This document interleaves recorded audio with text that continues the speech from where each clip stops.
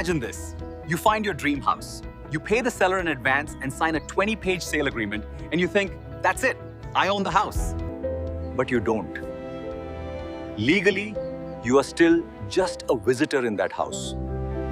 Every day, thousands of Indians confuse the sale agreement with the sale deed. Today, I'm going to break down the difference between these two documents using a simple analogy so you never get cheated. Let's dive in. The easiest way to understand this is to think of a relationship. The sale agreement is like an engagement. It's a promise. You are promising to marry on a future date. But are you married? No. Can you break an engagement? Yes. Legally, it's easier to break. Now, the sale deed is the marriage certificate. It is the final event. Once this is signed and registered, the relationship is permanent in the eyes of the law. The property is yours. So remember, sale agreement is a promise to buy in the future. Sale deed is the proof of ownership in the present. Let's get technical. Here are the three differences that matter for your money. The money factor.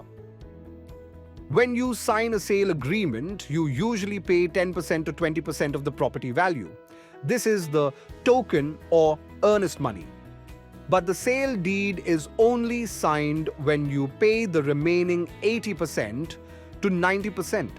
If you haven't paid the full amount, you will never get a sale deed, the risk transfer.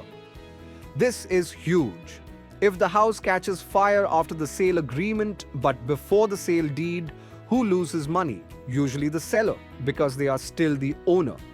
But once the sale deed is signed, the risk is 100% yours.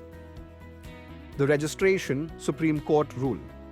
The Supreme Court of India has clearly stated an agreement to sell does not transfer title. Many people try to save money by just doing a notary agreement and skipping the sale deed to avoid stamp duty. Don't do this. If you don't have a registered sale deed, you are not the owner. Now, why do I want you to register the sale agreement? If you just sign a sale agreement on a plain paper and keep it in your drawer, the seller can legally go behind your back and sell that same house to someone else.